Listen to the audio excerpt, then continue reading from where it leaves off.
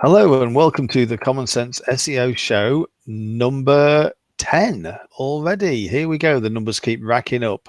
We've got another great show to the Common Sense and I've just heard myself coming back at me because I've obviously got YouTube live in the background, which I need to turn off. So that just stopped me in my tracks. While I sort that out, I'll hand over to Henrik to do the housekeeping. Thank you very much. Henrik. Yeah, hello, welcome to show number 10, and it was actually me who had the live YouTube live going in the background, so it stopped now, Tony, so no need to go deeper into that. Can everybody hear us out there? Give me a 1 if you can hear us, and a 2 if you can see us. That will be great if you could just hammer into the chat. I know there's a little bit delay, but that'll be great. And if you haven't already, please subscribe to our channel so you'll be notified of the upcoming shows that's coming up. So I think we are good, Tony. So. Okay, great. And I did manage to find the mute button, so that's good. It's always a bit disconcerting when you're talking and you hear your own voice coming back at you about 3 seconds later. I guess it has some sort of like swearing filter there that it was waiting to bleep me out if I happen to let an inappropriate word slip. So there we go. Anyway, we're with you. Hello and welcome again. And sorry about that crazy start. Today we've got a really good topic, I believe. When we're not diving majorly deep into it until a little bit later on. Our guest is going to be joining us in a while. But before he joins us, we're going to give you a bit of an overview into the topic of machine readable entity IDs. I mean, this is something that we've been looking at for quite some time in-house, and it does appear to be giving us plenty of opportunities for strengthening our entities. And in a moment, I'm going to pass you back to Henrik so that he can sort of start talking around the concept of entities. But basically, machine readable entity IDs are something out there that are numbers that are assigned to everything and anything out there in the web, so that the web can make sense of who we are and what we are and so on and so forth. So the idea between using machine readable entity IDs within your SEO is to absolutely tie all the loose ends of your SEO activity together, tie it all together so that Google can see where all of your activities are and build a bigger picture about you. I'm not making much sense there. So let's go over to Henrik. Hopefully he will talk more sense and bring it back to basics. Henrik, can you take over from there? Yeah. Thank you. The bots on the net has an opportunity to read a web page or website and categorize whatever they find within that site with different IDs. How they do that is actually, if we take GMB, for example, a GMB would have an ID in Google's terms. The Bing page would have another ID from the Bing point of view. And when the bots are going through the websites, they will try to look if there's any schema which can categorize what's on the website. So schema is a major part in telling the bots what is the website about, and what is the article about? Has it an image, or does it have a video attached to it? And if the schema explains what the video is about or what the image is showing, then you have a better chance of having your site or your page indexed, because you're actually telling the bots or Google or Bing or Yahoo, whoever it is, what the site is about. And that's why schema is a very, very important part of your of your activities, which means that you can either do it manually, and you can subscribe to services that will do it for you. So services like the Schema app would actually go in and automatically generate schema for the entire website if you need that. But generally speaking, what you have to do is whenever you make an article or wherever a blog post, you will try to add schema to identify what's this article is about. So you will have a schema article attached to that post. So it will tell the bots what the content is about, how it's organized, and what Tony was talking about, the machine readable IDs, is actually, I will show me a little screen here. There was a good article. I'll post the article in the chat box so you can take a look at it. But there is this little code snippet in there where you can actually add that to your Chrome toolbar, and then you will be able to go in and find your machine readable ID. If, for example, you put in your own name and the knowledge panel comes up, it will grab that ID. Or if you go into your Google My Business and click on the marker that will show your knowledge panel within the maps, it will give you the ID there as well. So let me try to share my screen, and we can take. Yes, while Henrik's just bringing his screen up, what I'm just going to say there is, as we talked about, you've got the schema, but the machine readable entity IDs. So what Google are doing, I mean, the article explains all about this, and it seems like Google have stepped up and become the gatekeeper for new for issuing new IDs. They've sort of taken over from what used to be who used to, which was Freebase. Now the trouble is what we've just what Henrik just touched upon was the fact that the IDs are different depending on which route you take to an ID. So then one of the problems that we're doing some in-depth research into it at the moment to try and find how to sort of blend all these entities together to make to get Google to see them all as one and really blow the brand exposure to a whole new dimension. And we're sort of getting there, but one of the complications which Henrik just mentioned there is, of course, you've got Google there that will give you one ID, and you go to Wikipedia and you'll have another ID, and so it's about sort of merging those together and making sure that when you're creating these articles that Henrik just mentioned about, you use a snippet within your schema that clearly defines that this article was written or has some link to a specific MREID. So Henrik, I hear your screen shared now, so I'll go back to you again. So what I've done here is I have taken a little program and I have picked out Tony's knowledge panel, and I nicked the machinable readable ID, which is this part which I've highlighted here. So how did I get that? I have a small program which was done by Jordan Pierce, which you simply go up, and when it's activated, I'll try to activate it now. It's a little bit slow in loading. But you simply type in your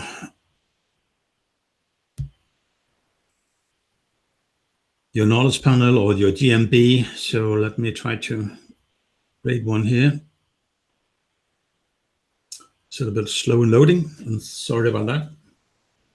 So here I will enter my brands. So I could sign in Tony Grant.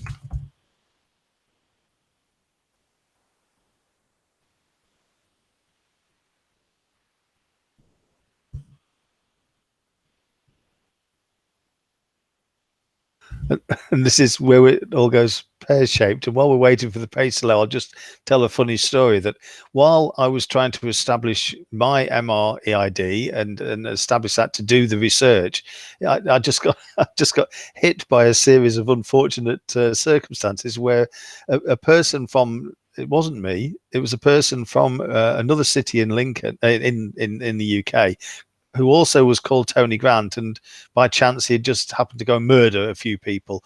And as Lincoln has a high security prison, he was housed in my local prison. So of course, if anybody searched for Tony Grant of Lincoln, they were getting this mass murderer. Which wasn't me, I assure you. Otherwise, I'll be broadcasting now from inside of the prison, and I'm not. The other then just only about a week ago, as I got over that sort of initial press release sort of surge about this mass murderer, and then literally just about a week ago or so, a football team in the UK, I think it's Blackpool, has just appointed a manager who is an ex-Everton football player, also called Tony Grant. So again, he hit the news headlines, and again, he was all over the searches. So this is the sort of thing, if you've got a bit of a common name, like apparently I do, then it becomes ever more difficult to actually join all the dots together, all your separate assets together in one. But equally, that demonstrates how important it also is to tie those together, because if I had a client checking me out and they did a search for me, which they possibly could do, and they suddenly found that I was actually inside Lincoln Prison as a mass murderer, then that could affect my chances of getting that job, that work as a client SEO. So even though it's not me, do you see what I mean? It suddenly becomes a whole lot clearer why it becomes important to blend all of these entities together as one, to make sure that when somebody searches for you, they get the you that they need, and not all the other people that happen to be called the same name. Okay, Henrik, back to you. Okay. So this little program, when I hit search here, that will go out and I'll find Tony Grant, not the mass murderer, but the other guy living in Lincolnshire. And it comes up and say, okay, I have created a file in the application folder, and that's what you're actually looking at here, that little file here. So this is actually the URL to Tony's knowledge panel. And what can I use that for? So if I'm just loading up the GMB factory, which has a schema generator in it. So if I go into that, and I can find Tony somewhere here, which I think I can. No, we only have the CommonSenSEO there. But what I can do, I can add the schema, this information that I have about CommonSenSEO to the schema. So here it will update. And down here where it says social and other links, I will add this link, and it will appear as the same as link. You can see down here, it will appear as the same as. So by having that in your schema, then you're actually making the association to Tony in this respect. But so Common Sense on the business side, if I could drop it in there, then the schema will associate that with Tony Grant, because I'm using it down as the same as in the schema down here. Tony, if we go a little bit further and talk about our websites in general, so maybe we should give an idea of what's coming up today on the show here a little bit later. We will have a guest coming in from WordLift, which is actually going to demonstrate to us how we can generate our own knowledge panel within our little website. And it's actually quite cool that we will be able to do that. I promised you to go. I dropped a link to what's called Upbuild.io, where there's a quite good article about machinable readable entities IDs. And what you can find down in the article is a code snippet. I'll try to scroll down a little bit and see where I can find it. Yeah, it's roughly down in the middle where you have a piece of code.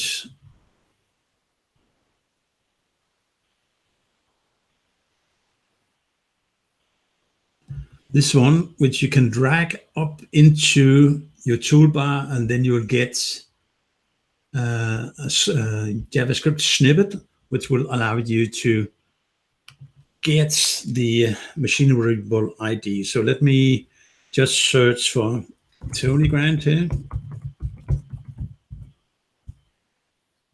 See if he pops up with a knowledge panel. He did here, as you can see. So if I'm going up and say, get the machine readable ID, it's actually putting it up here. So that's the actual ID of the knowledge panel here, which is shown in the right side of your. And as you can, oh sorry, yeah, sorry. No, go on. Oh yeah, I was just going to say, as you can see here, that there is a definite link between using schema and using the IDs. It's very much schema is. You don't have to use schema to embed the link. Obviously, you can just embed the link randomly within the text of a post if you wanted to, or if where you signed a post and says that you know, like an author box, and you said that you know, Tony Grant wrote this article, and you could embed your ID as a link there if you wanted to. But the thing that Google is coming and reading, and the way that it makes it most efficient to join all these different entity, all these different strands of your entity together, is through schema. Now, I'm also aware that some people might be thinking, oh my God, schema, and they'll just be, you know, just going blank at that point, because for some reason, and I fully appreciate this, schema, it can be, for many people, can be one of those concepts that are just like, what on earth is all this about? Even though actually, when you get down to it and, you know, get the basic knowledge about it, it's actually not that complicated at all. But we will be at a stage further down the road in a few weeks, maybe in a couple of weeks or whatever, we will be starting to look deeper into schema. So I just thought I'd mention that. So you definitely will benefit from having an understanding of schema to help you join all the entity attributes together.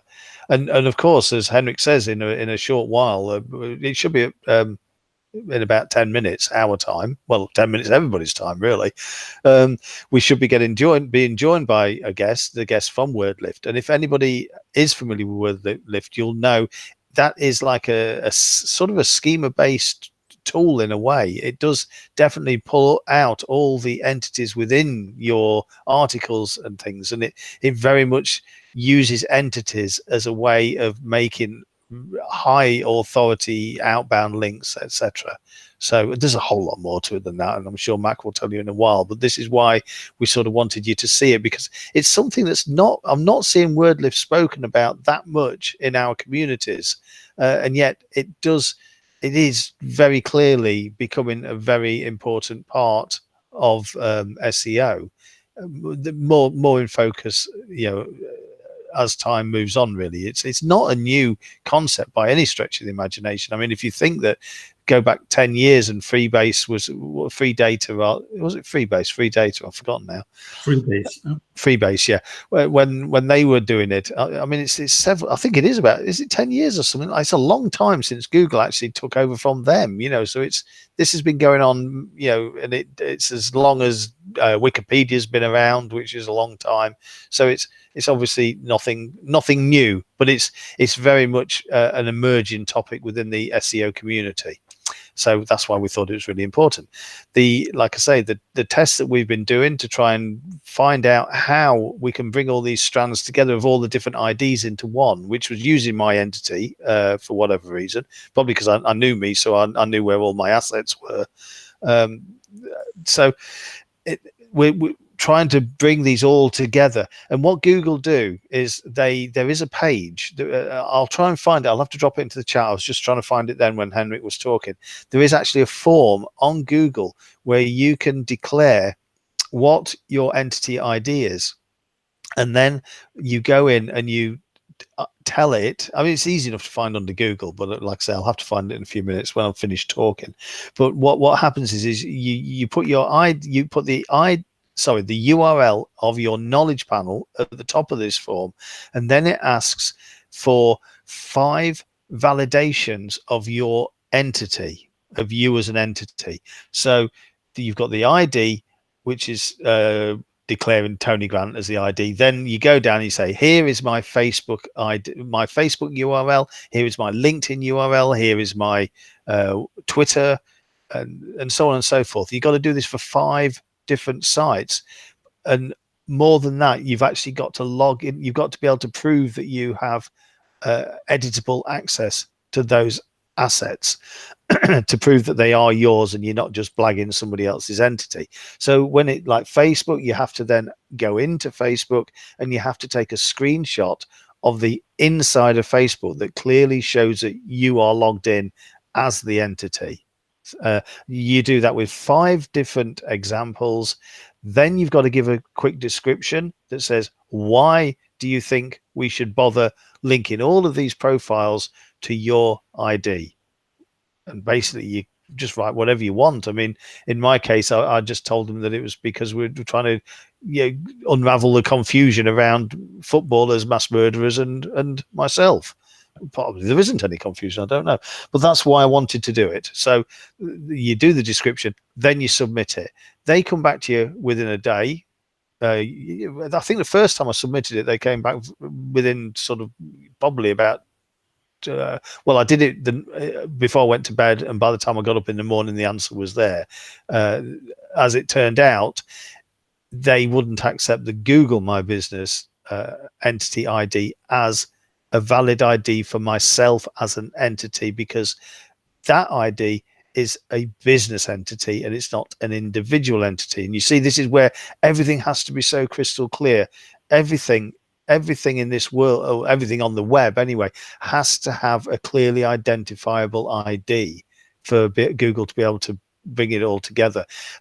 And so therefore a business ID is not an ID of me, even if that business is in the same name as me. That's just a relationship. It's not the same entity. So therefore, this is why you have to go where Henrik just showed you there. You have to go to Google. You have to trigger a knowledge panel for you as an individual. Okay.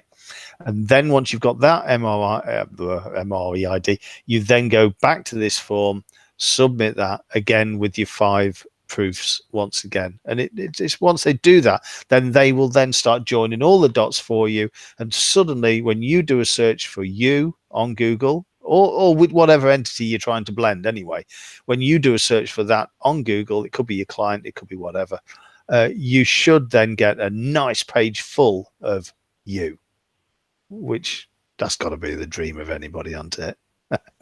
Henrik, have you anything to say on that? Yeah. Is there any questions, by the way? No, not yet. They might come. Yeah.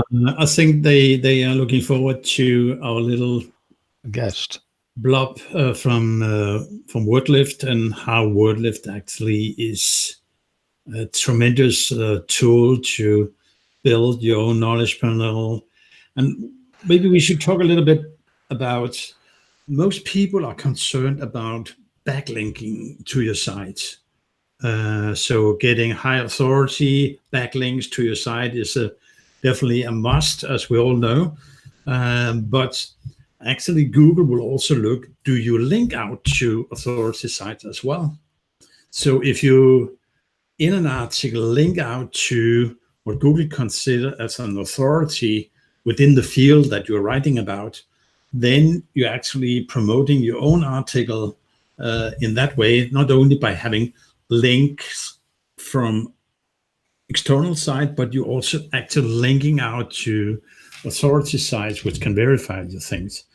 And that's one of the things that we will go deeper into when we go back to go into detail with schema, that actually you could use Wikipedia as an ad ID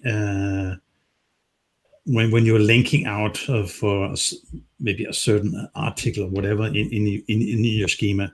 So what I'm trying to say is that where we focus only on the external inbound link, we should also thinking about having external links out to authority sites as well, because that will help you ultimately to rank your page that you're trying to rank for.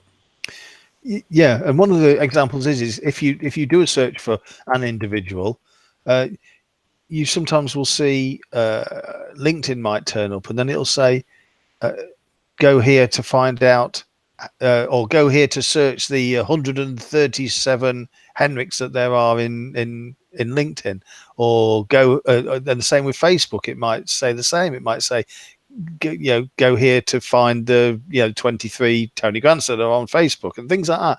So at this point, a lot of the time you'll see, although it does bring up, Google search will bring up a Twitter, a Facebook, a YouTube, whatever, various different ones, those mostly, like LinkedIn as well. It's you won't generally, unless it's a unique identity, but generally speaking, they will then not show you as an entity. They will give you the option to go in and search for and work out for yourself which one of the 137 you're looking for. Whereas when you're using your MREID, this is what I'm assuming, when you're using the ID, everything becomes a lot clearer, because you've then told them that this is your profile. It's not just maybe, it is your profile. So then Google can make that much clearer distinction when they're serving up search results. And that's what they want to do, isn't it? They want to deliver the best results that they possibly can. So you're not fighting them in any way. You're actually handing them information that they really want to know, so that they can serve up a much better picture of the person that you're serving for. And then, like Henrik says, you'll then see other articles and other useful information about that person, but you get a lot more authority, and you get much more chance of getting clicked on for your agency, etc. We can actually show an example. I will take another Tony called Tony Robbins and show his knowledge panel. So I'll share this one. So I'll go here, and I think everybody can see my screen. So what we have here is actually, we have Tony Robbins. I'll search for that. I don't need to search for any particular city or state because he's so well known. But if you look at his knowledge panel, you can see it will come up with quotes that he has said, books that he has written, and here are the 5 profiles which Tony was speaking about before. And if I go to Tony's knowledge panel, you will see that he doesn't have his 5 profiles down there yet, because he didn't confirm those, which has been done by Tony Robbins, or Google had verified that belonged to Tony Robbins. So okay, I think we have Mac on here, and we should welcome Mac. Can you hear me? We can. We can hear you. And thank you very much for taking your time to come on the show. And maybe you could just tell a little bit about yourself and a little bit about what you're going to show to us here. Yeah, absolutely. Thank you guys for having me on. I really appreciate it. So I'm a student in America. I go to Penn State, and I'm studying abroad in Rome this semester. So I've been doing a lot of traveling, a lot of studying for my classes. I'm pursuing an international business minor while I'm here, and I'm working at WordLift for 10 hours a week as a business development intern. So really excited to share our service with you guys, and I'll take you guys through a little demonstration of our plugin, and then we'll be up for questions. So I'm here with my coworker Eduardo too. So yeah, nice to meet you. I'm here with Mac, and we can show you the product. So Mac, let's go on. All right. So, there you go. So, yes. Sorry, what we've basically over the last sort of 30 minutes, we've given them as much background to the machine readable entity IDs as we possibly can at a very fundamental level, though, you know, sort of where you find them, what they're used for, how you drop them into schema, just very, very basic overview, and really getting ready. And we've obviously introduced the software. We've talked about the software, but in name only. We've not sort of gone any deeper than that. So really, it's there. It's a open slate for you to work, start from. All right, great. Is there a way I can share my screen with you guys to present? Up in the left corner of the Google Hangout, you'll see there's a green button. Yep, the screen share. Yeah, you just click that and then choose your screen and just present to everybody. Then you share it. Yeah, we can see your screen. You guys see my post now? All right, great. So when you download the plugin for WordLift, it'll show up on the right side of your screen here. And then you just have to click that arrow to have it pop down. So when you download WordLift, it'll automatically analyze your page to find the entities it deems important to be supplied to the search engine. So it'll get a better understanding of the article and the page. So for example, all of these words highlighted in blue, or the dates, these are the entities that WordLift has automatically marked up on this post. So if there's more, if you think there's another entity that could be important, you can customize it by highlighting it and clicking add in the top right corner over here. So for example, we have Son of the Wind here. That's one of our entities. So say we made that a custom entity, we'd come down here and click update. So it's going to update the post, and it's going to add it to our vocabulary that is being used by schema.org. So we're going to go to all the entities, and we'll go to Son of the Wind. So here's the entity that we created. And if we want to organize the content around the internal vocabulary, we're going to add some link data to it. So for example, if Son of the Wind is a creative work, we can add an author, the website, some other things. So every type of entity has its own link data it can add to it. So for example, if it was a local business, you could add where the location is, or you can add what the company name is, or who owns the company, stuff like that. So once we've built some link data and properties to each of our vocabulary, we can go back to our post. Back.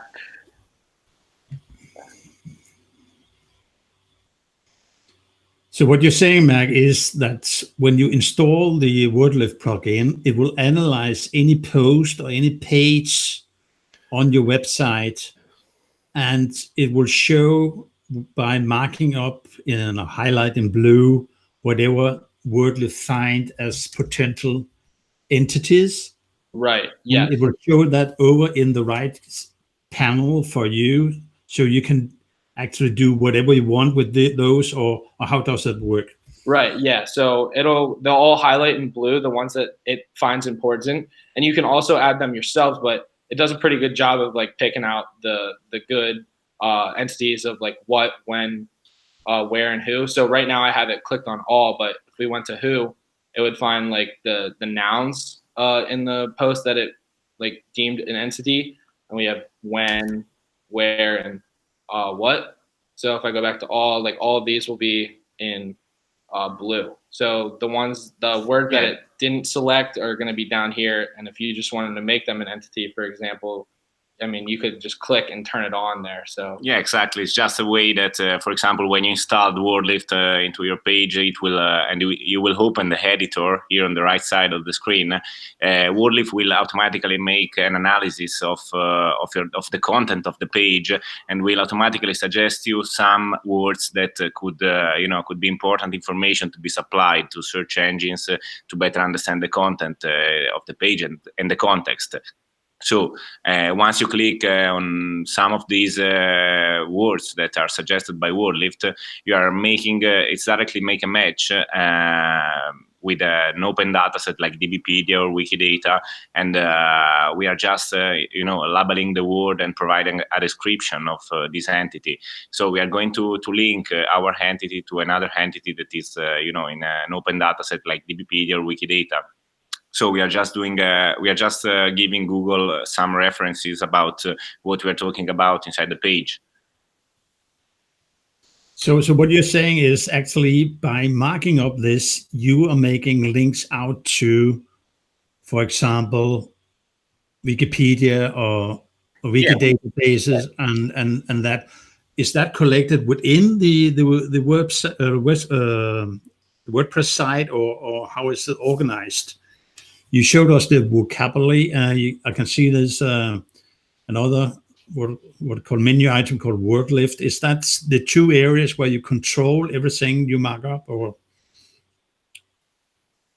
He was talking about like the vocabulary. So the vocabulary is from schema.org. No, exactly. Once you have created once you mark up all the entities you want inside the page, you will find all the entities inside the vocabulary. It's just your own data set where you can find all the entities that you have created inside your website.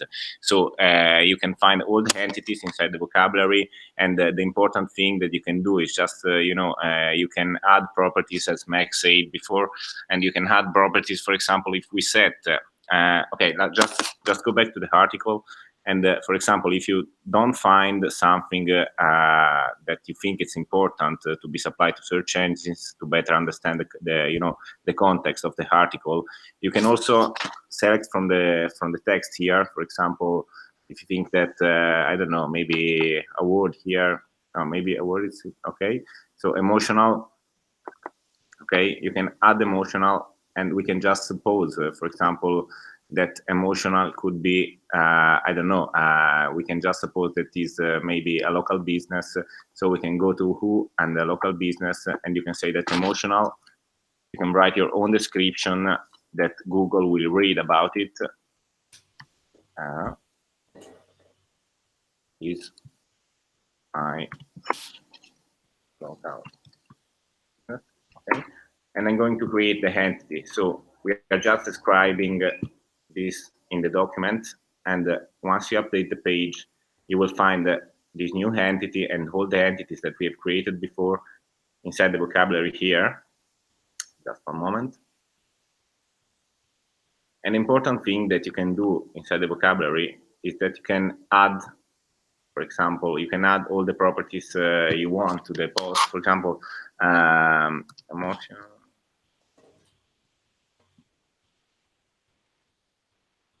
Okay. And maybe we have not updated the page, but it's the same if we do it here. So as you can see, as you have seen, you can decide what kind of entity we have. It's a local business, an organization, a person, and we can give a lot of information here. And for example, this is set as place. Yes, this is set as a place. So WordLift will ask, you can add more properties here, so you can say all the coordinates of this place, the address, and the same as. It's really important because, for example, if we are talking about a city, for example, here, okay, it's New Jersey, Pacific, so we can add the address, we can add the same as, and we can say that, for example, the same as is really important because if we add here the name, okay, just one moment. The same as it's important just to give Google references about, here you can choose from the Wikipedia, for example, or other, data set what you're talking about. So we're saying Google, in this page we are talking about this this country, and that is the same that you can find in this Wikipedia page. Okay. That's cool.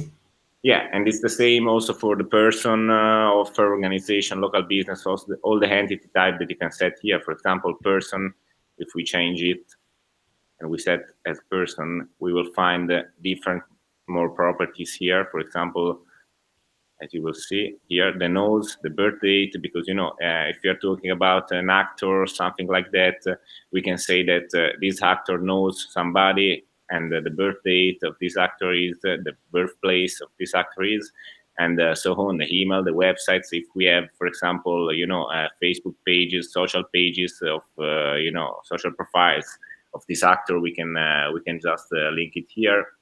And Google will understand in in the correct way, without this ambiguation, that we are talking about this actor. Okay. That's cool. So what you're saying is actually you are marking up the post with as much as possible in terms of schema, and that's the one that you showed that you created before, the entity in yourself with the description is what will shows up in schema as description of the type of entity that has been created. Yeah. Well, that's good. Yeah. So the more properties we add into this linked data set, the more that the search engines are going to be able to understand what our focus is. So it'll be able to create better relationships between your article, your website, and the search engines. Yeah. Cool. Right. So after that, we're going to go back to our post, and we'll test Google Rich Snippets to see all the vocabulary that we've made.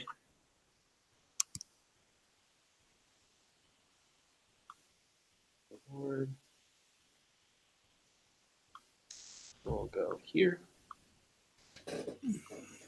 So you have access to the testing tool directly from the article. That's what you're saying. Correct. So straight from the plugin, we'll have access to Google Structured Data Testing Tool, and we can see the content that we've kind of made, the internal vocabulary that we've made on our website. So, for example, we have a couple like errors here. That's just because we haven't completed filling in each entity, but it'll see like kind of how all your vocabulary, like it's Google understanding all the vocabulary that you added to your website. So we click on the article here, we can see all the entities that we've added. Yeah. So it'll just be a long list. Yep. And then we're going to go back to the post, and we can view the knowledge graph. Yeah, of course. If you see some errors or warnings inside the tool, the Google tool, you can just go back to the vocabulary and correct the entity, because Google maybe can just tell you, for example, you set something as an event, but you forgot to set the start date and the end date of the event. So you can just go back to the vocabulary, looking for the entity set as an event, and you can add these properties. That's cool.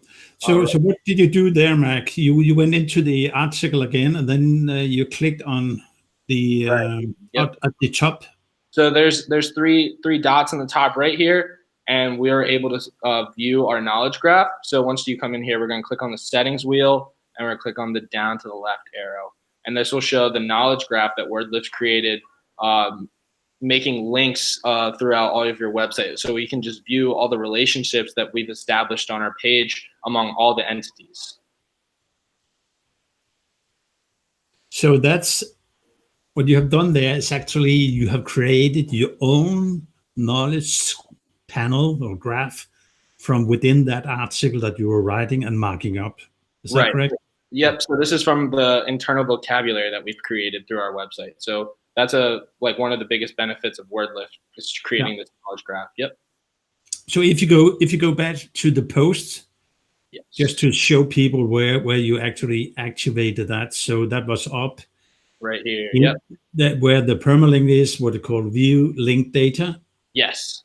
Yeah. That's cool. Yes. And then I know you can actually add widgets into your post as well, so you get what you call related content. Correct. So if we go to the bottom here, we can add widgets to our posts. So we have multiple widgets that you can add. So for example, if we add the faceted search and we come down here and we update the page,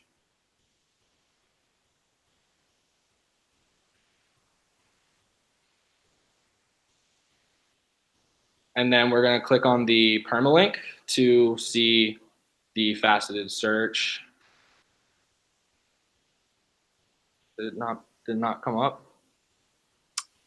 Yeah, maybe because we have. Did you update it? I don't think you did. Yeah, maybe we didn't update the page. Go back to the post. Click update again.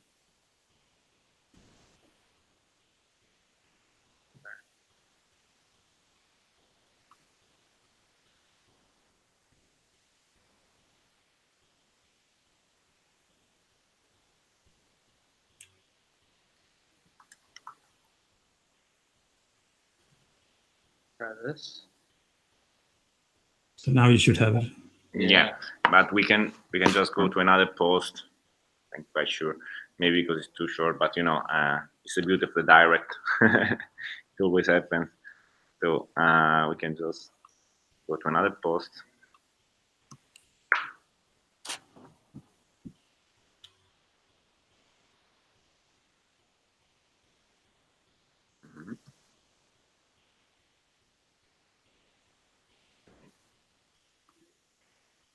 Yeah, here is just to show you the faceted search that will. It's just a, you know, a widget that we can, for example, that will show you the relation among the entities and all the related articles that are related by the same entity. For example, this one, you can just choose, for example, if you want to see related articles related by, for example, Egypt, because here we are talking about Egypt, and it's going to show you, to show us the article that is other articles that are talking about the same entity, so that are related by the same entity. And it's really nice, you know, because we can find something that we said better. I don't know why the previous article is not showing us the widget, but you know, what is the SEO benefit of this? yeah, it's just to, you know, you give your visitors the possibility to spend more time inside your website. So we're lowering the bounce rate, and it's always, you know, it's if you have a SEO strategy, for example, you want to bring visitors to some pages of your website, to some specific pages. You can use this kind of relation, you can use this kind of widget to bring people from one page that you consider maybe not important as the other one to the most important of your website. So it's a good way to, you know, to drive visitors to some pages, and also to let them spend more time inside your website. Yeah, we can go back to the post. So yeah. Sorry when I'm asking these stupid questions, but no, it's no such thing as a stupid question. Yeah, exactly.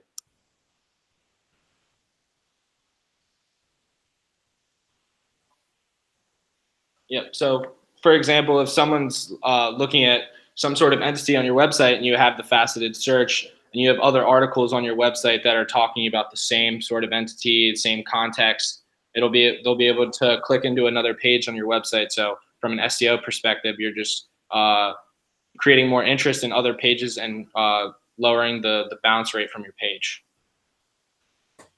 These blue underlines, is that does that indicate links or? Yeah, you can of course you can choose if you want to links. You know, you want to link words from the page to the entity pages inside the vocabulary. You can choose to set it up by default, or maybe you can also choose to don't do that. But it always depends by your strategy, because if you want to give more information about something that is, you know, something that is, you know, specific content, for example, if you talk, if you give some information about, for example, a city, and you want to add a new content for the web, you can add your description about Monte Carlo, for example, here. And so we are going to give your visitors the possibility to know more, to discover more about Monte Carlo, just linking the word to the entity page. So it's always up to you. It's always depending on your strategy. Okay, that's cool. Yeah, so that's the majority of our demonstration. As you can see, WordLift can save you time because the automatically analyzing your page avoids possibility of making errors. So it'll help you pick out the entities that it deems most important. It's pretty simple. I mean, obviously, probably going through it the first time, you're going to have some difficulties. But I mean, the more you use it, the more comfortable you get. It boosts the content on your site and gives the user a new level of engagement. And it creates good links on your website to help the machines and search engines rank you higher on their pages. If you, Mark, if you just click on the widgets again, so you just showed us one, but I saw there was 5 different ones. So could just just in general, just explain what they do. Right. So, for example, if you have an article with a lot of places, a lot of wheres in it, you can add the geo map. Okay. Here, and that'll like a map of all the locations that you're adding. For example, we have timeline. The timeline, if you have a bunch of dates in your article, it can kind of create a timeline at the bottom and show like a better visual of the article. Yeah, it's just all the widgets are just a way to show in a graphic way the relation among the entities and all your entities. So if you set the geomap, for example, if you have maybe if you said before some entity place inside your page, the geomap will show you a map with the the coordinates. About the entity place that you set. Or if you set a lot of, maybe you have a page where you talk about a lot of events that you are organizing, you can set the timeline, for example, and the timeline is just it's just a graphic way to show a timeline with all the events that you set inside your page. And it's the same for the navigator. It's going to show all the relation among your entities, and the vocabulary widgets will show all the entities you have inside the vocabulary. So it's really important if you have, for example, I don't know, if you have a blog that talks about specific topic, for example, healthy, and I don't know, you can just talk about specific topic, and you can add all your entities, and you can show all the entities you have, looking for the letter. So the vocabulary widget, it's all the widgets are just it's a tool helping you to actually optimize more graphically or organized the content for you, so that the viewers will have a nice experience of reading your articles, and at the bottom can go down either looking at further into articles, see the timeline, or look at the map with the cities that you have been speaking about in your article. Correct. Yeah. Well, that's cool. Yep. So that's about it from my side. Do you guys have any more questions? Let's see if there's any questions up there.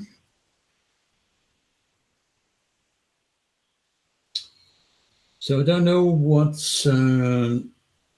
Scott is asking about. So does it place the stuff in the header? Does it place things in the header? Yeah, that was one of the question. Does it place the stuff in the header? So what he says is the schema that's built, which you showed. Where does that appear? Does that appear in the article as or does it appear as JSON in the header? I think that's what he is asking about. Oh, sorry. So schema.org is its own website, but when we add the entities to our internal vocabulary, it's adding to Schema's database. Yeah. So hopefully that answers that question.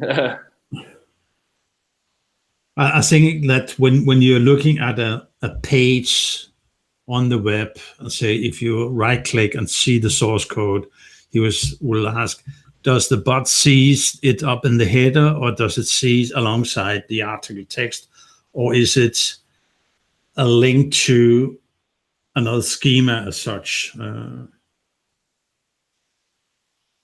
I'm not really sure of what that question is referring to. No, try to show the post again. Okay. Yep, I'm on the post. You want me to go into the permalink to show the post? Yeah, to show the post, yeah. right? Yeah. So if you right click and see the source code for that page or post. You mean you want to know maybe if you know the for example the injection of the structured data are going to the header or in the article. I'm sorry, I wasn't clear. Yeah, okay, no, we are just you know we're just publishing Woodfield just published the structured data using the JSON LD format, so we are going to publish that as just in a synchronous way. So we are not going to load the for example the how we can say the loading of the page. So it's just asynchronous, and you're not going to infiltrate in the loading of the page. So what you're saying that it's principle of reference to the schema, which the plugin generates, and won't have an influence of a heavy lifting on the actual post. Yeah. Okay. Okie doke. I don't think there are any more questions coming up.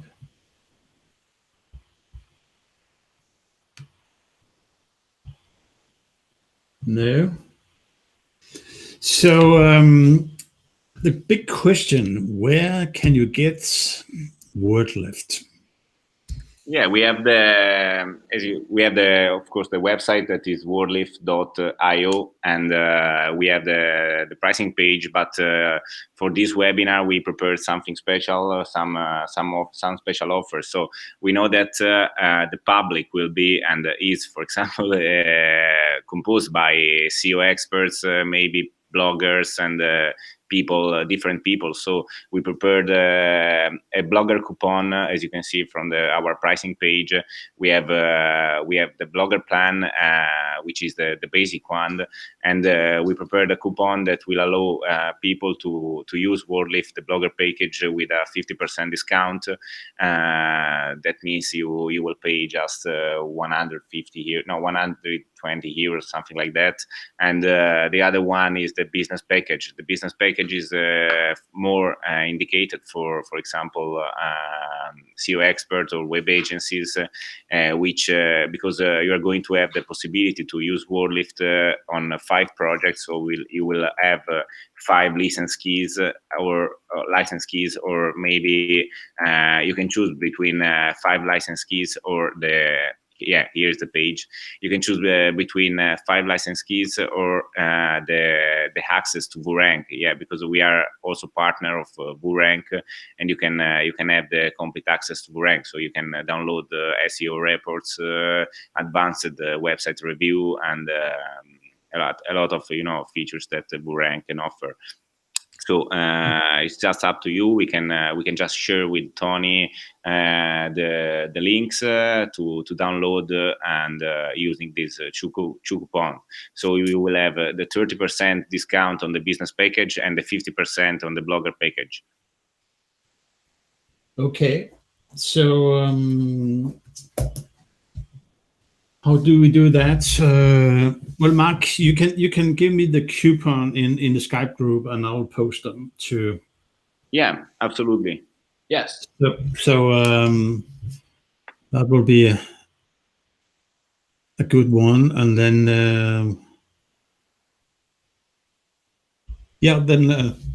anyway, people can go and try it out for free to get a feeling of yeah, you will in both the package you will have 2 weeks of free trial. I mean, you have to pay before, because when you use the The coupon, yeah. Immediately when you make the sub coupon and you're going to subscription. So, but you have 2 weeks of free trial, and you're falling out a little bit, so we couldn't hear what you're saying. That you will have to you sign up and use the coupon directly, not in the free trial. Is that what you're saying? Right. Yeah. And at the end, if you can get a refund in 2 weeks, the first 2 weeks. Okay.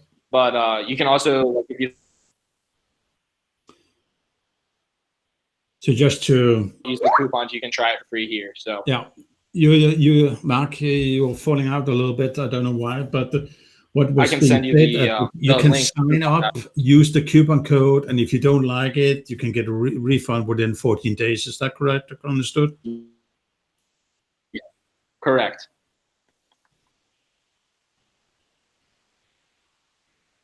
Sorry, we can't hear you. Yeah.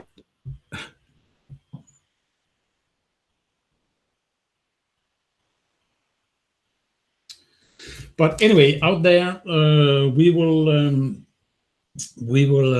post instructions to how to get the coupon code, and we will give you an idea of how long the coupon will be valid for, and we hope that you have enjoyed the presentation that Mark did for us. And if there's any questions, please post them in the chat, or go back to wordlift.io, and you can always ask questions there, I assume. Absolutely. All right. Thanks, guys. Appreciate it. Thank you very much being on here, and we hope that the guys out there will take up on the offer and use WordLift, because it's an amazing tool and which can lift your WordPress sites or your websites up to a new level. So thank you very much for being here. Can you guys hear me? Appreciate it. Take care. Thank you. Have a good night, guys. Bye-bye. Bye-bye. And if there's any questions before we go, I will wrap it up, and hope that you got an idea of what WordLift and entities can do for you. So if I should just recapture what was being demonstrated and said, that it will mark up your articles that you're writing. It can do quite a lot in terms of creating your own entities, and it will have the possibility of you to have features such as creating related articles and things like that at the bottom of your page or your post. So it's quite exciting tool, I think. So I hope you enjoyed this week's show, and looking forward to see you again. So have a nice evening, have a good day, and see you on the next show. Thank you.